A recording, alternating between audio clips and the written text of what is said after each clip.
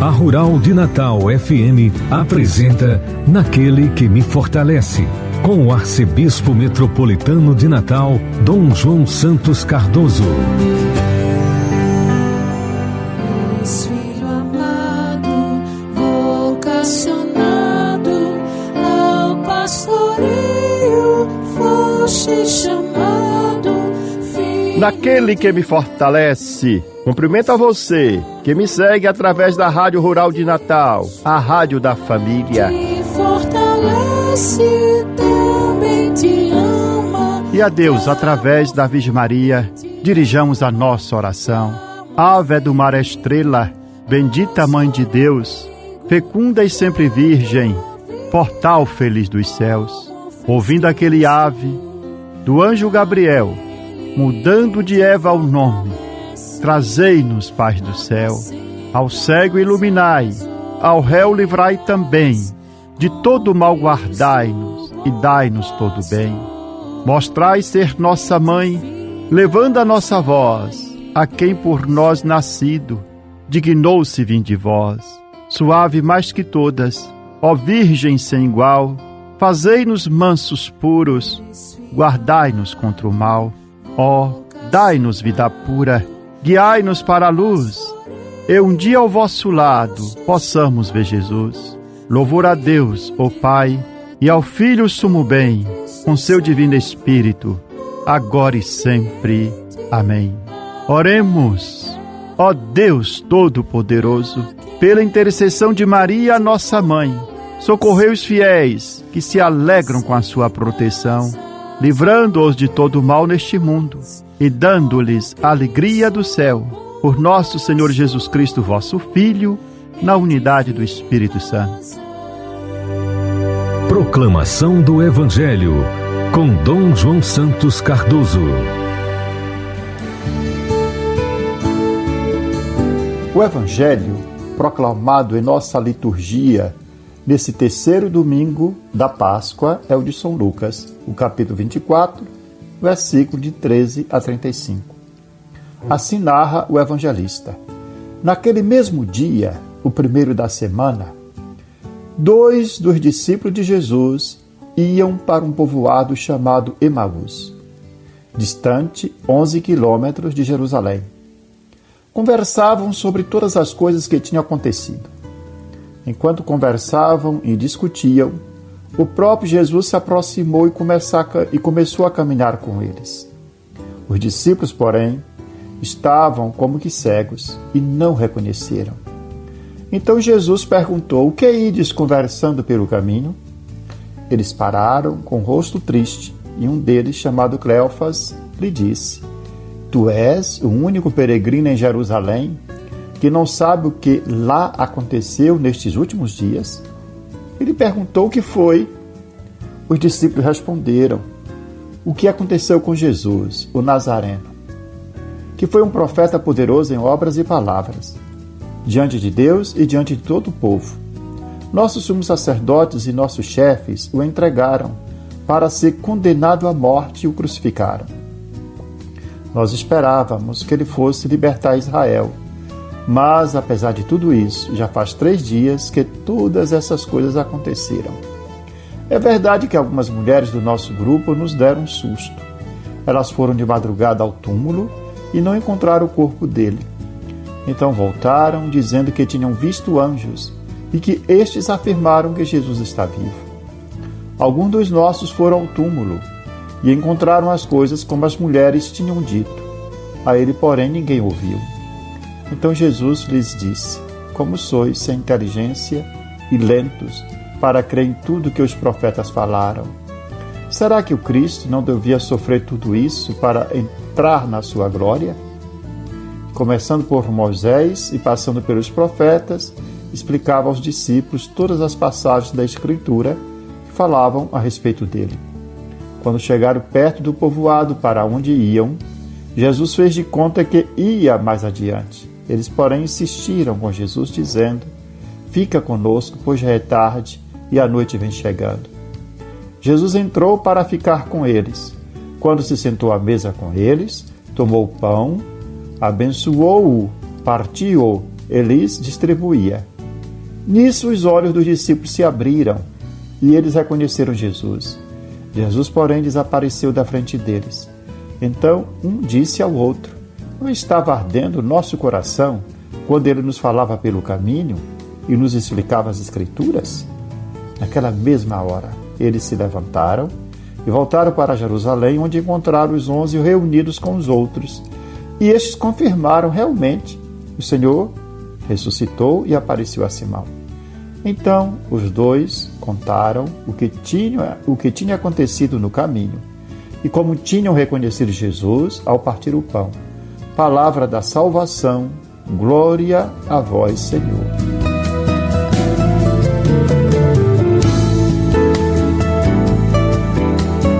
Nesse terceiro domingo de Páscoa, o Evangelho, segundo São Lucas, narra o encontro de Jesus ressuscitado com os discípulos de Emaús. Trata-se de 2 discípulos que, desanimados, decepcionados com a morte de Jesus, deixam Jerusalém no próprio dia da Páscoa e retornam para suas casas. Carregam no coração a tristeza e a sensação de fracasso.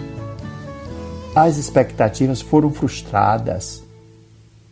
Ainda que tivessem ouvido o testemunho das mulheres que encontraram o sepulcro vazio de nosso Senhor Jesus Cristo, eles não conseguiram compreender o que aconteceu e, por isso, abandonam Jerusalém, abandonam o caminho, retornam para suas rotinas.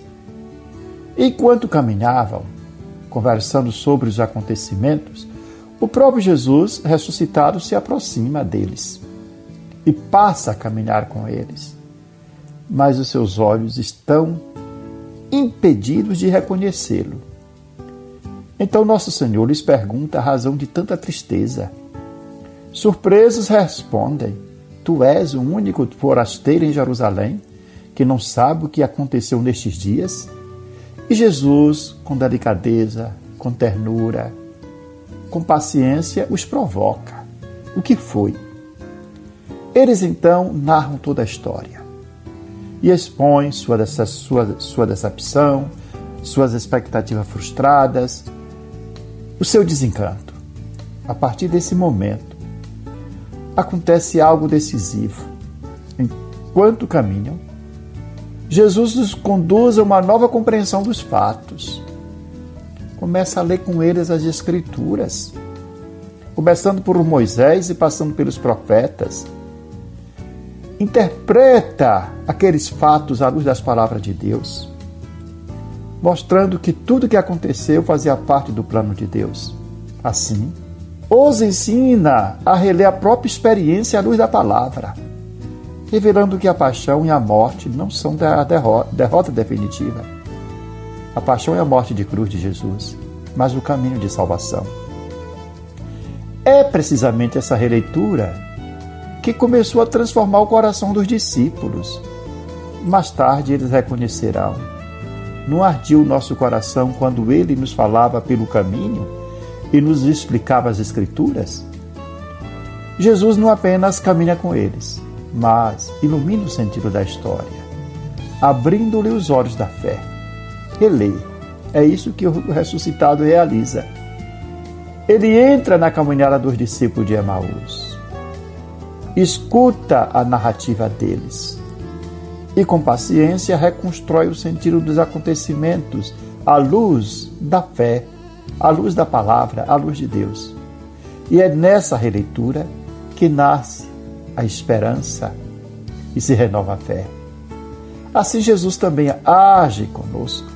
À luz da experiência dos discípulos de Emaús, também para nós se torna essencial reler a própria história com nosso Senhor Jesus Cristo. A história da nossa vida. A história de uma determinada experiência que vivemos, ou mesmo de cada dia, com as nossas desilusões e esperanças. Não é raro que, como aqueles discípulos de Emaús, nos sintamos, algumas vezes, desorientados diante dos acontecimentos, tomados por perguntas, por incertezas, e até por certa solidão interior. A narrativa de São Lucas sobre os discípulos de Emaús nos convida a fazer algo simples e profundamente transformador. Contar tudo a Jesus, contar a nossa vida a Jesus. Falar com Ele com sinceridade, sem medo de o perturbar, sem receio de não saber expressar bem o que sentimos, sem vergonha das nossas dificuldades em compreender. O Senhor não se escandaliza com a nossa fragilidade. Ao contrário, alegra-se quando nos abrimos a Ele. É assim que Ele se aproxima, caminha conosco e faz arder novamente o nosso coração. Como os discípulos, também nós somos chamados a permanecer com Ele, especialmente quando a noite chega, isto é, naqueles momentos de cansaço, de obscuridade, de provação. Há um caminho concreto para viver isso. Qual é? Que está ao nosso dispor. Um exame de consciência cotidiano. É simples, nós podemos fazer a cada dia. Podemos nos perguntar o que aconteceu hoje dentro de mim. É um modo de reler a nossa história, o nosso dia com Jesus, abrindo o nosso coração e apresentando tudo o que aconteceu conosco a Ele, as pessoas que nós encontramos, as decisões que tomamos, os medos que tomaram conta de nós, as quedas, as fraquezas, as alegrias e as esperanças. E pouco a pouco aprendemos a olhar para a vida com os olhos do ressuscitado e não apenas com os nossos. E assim aquilo que parecia tão pesado, que pareceu um fracasso, pode adquirir um novo sentido. Uma cruz difícil, o esforço de perdoar, o cansaço do trabalho, as exigências da vida familiar, as provações escolhidas, tudo isso pode ser iluminado pela luz do crucificado que ressuscitado. Do ressuscitado, que transforma quedas em passos e feridas em caminho de graça. Para que isso aconteça, é necessário desarmar o nosso coração, criar espaço para Jesus atuar em nós, não esconder nada, e nos deixar ser tocados pela verdade e permitir que a palavra do Senhor ressuscitado nos ilumine a partir de dentro. E nós podemos começar por hoje mesmo, no cair da tarde, ou ao deitar, antes de deitar, um momento de oração pessoal com o nosso Senhor e nos perguntar como é que foi o meu dia, quais foram as minhas alegrias, as minhas tristezas, os cansaços, onde é que experimentei os sinais da graça do ressuscitado hoje na minha vida, onde falhei, o que eu preciso confiar ao Senhor. E assim, dia após dia, aprendemos a descobrir as pérolas escondidas da presença de Deus em nossa vida e a deixar que Ele abra novos caminhos e nos levante e nos encoraje. Que a Virgem Maria, a Mãe da Sabedoria, nos ajude a reconhecer Jesus que caminha conosco e a reler a nossa história diante dele todos os dias.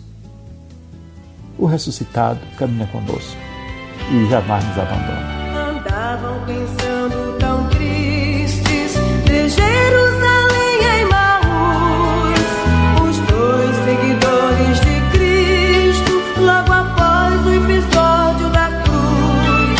Enquanto assim vão conversando, Jesus se chegou devagar. De que vocês estão palestrando, que ao Senhor não puderam enxergar? Fica conosco, Senhor, é tarde e a noite já vem. Fica conosco, Senhor, somos teus seguidores também. Não sabes então, forasteiro, aquilo que aconteceu. Foi preso Jesus Nazareno, Redentor que esperou Israel. Os chefes a morte tramaram do santo profeta de Deus. O justo foi crucificado, a esperança do povo morreu. Fica conosco, Senhor, é tarde e a noite já vem. Fica conosco, Senhor, somos teus seguidores também. dias enfim se passaram, foi tudo uma doce ilusão. Um susto as mulheres pregaram, não encontraram seu corpo, mas não. Disseram que ele está vivo, que disto souberam em visão. Estava o sepulcro vazio, mas do mestre ninguém sabe não. Fica conosco, Senhor, é tarde e a noite já vem. Fica conosco, Senhor, somos teus seguidores também. Jesus foi então relembrando pro Cristo na glória entrar. Profetas já tinham falado, sofrimentos devia enfrentar. E pelo caminho afora ardia-lhes o coração. Falava-lhes das Escrituras, explicando a sua missão. Fica conosco, Senhor, é tarde e a noite já vem. Fica conosco, Senhor, somos teus seguidores também. Chegando afinal ao destino, Jesus fez que ia passar, mas eles demais insistiram: vem, Senhor, vem conosco ficar. Sentado com eles à mesa, deu graças e o pão repartiu.